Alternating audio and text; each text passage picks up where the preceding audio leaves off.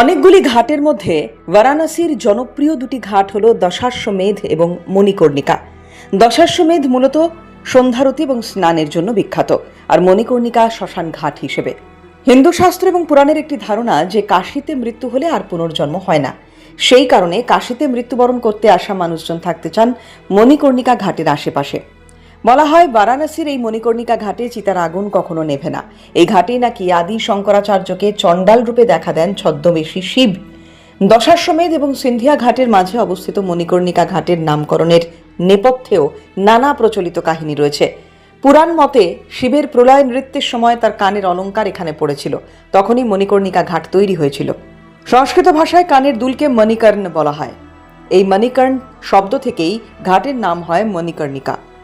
স্কন্দ পুরাণে উল্লেখ রয়েছে ভগবান বিষ্ণু এই ঘাটের কাছে ধ্যান করেছিলেন এবং শিব পার্বতীর স্নানের জন্য মণিকর্ণিকা কুণ্ড খনন করেছিলেন। স্নানের সময় পার্বতীর কানের দুল নাকি সেখানে পড়ে যায় এবং সেখান থেকেই নাম হয় মণিকর্ণিকা।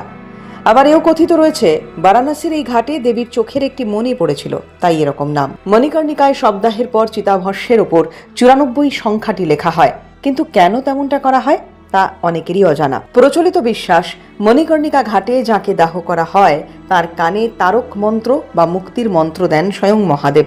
94 সংখ্যাটিকে একটি মুক্তি মন্ত্র হিসেবে বিবেচনা করা হয়। এর অর্থ মুক্তির জন্য প্রার্থনা। মনে করা হয় 94টি গুণ মানুষের নিয়ন্ত্রণে রয়েছে, বাকি 6টি অর্থাৎ জীবন, মৃত্যু, খ্যাতি, অপমান, লাভ এবং ক্ষতি নির্ধারণ করেন ব্রহ্মা। সেগুলিতে মানুষের হাত নেই, কিন্তু সঠিক চেষ্টা এবং ইচ্ছের মাধ্যমে 94টি গুণ নিজেদের নিয়ন্ত্রণে রাখতে পারে মানুষ। তার সাহায্যে আত্মাকে মুক্তির সঙ্গে যুক্ত করতে পারে, আর সেই কারণেই ওই সংখ্যাটি লিখে দেওয়া হয় মণিকর্ণিকায় দাহ করা ব্যক্তির চিতাভস্যের ওপর।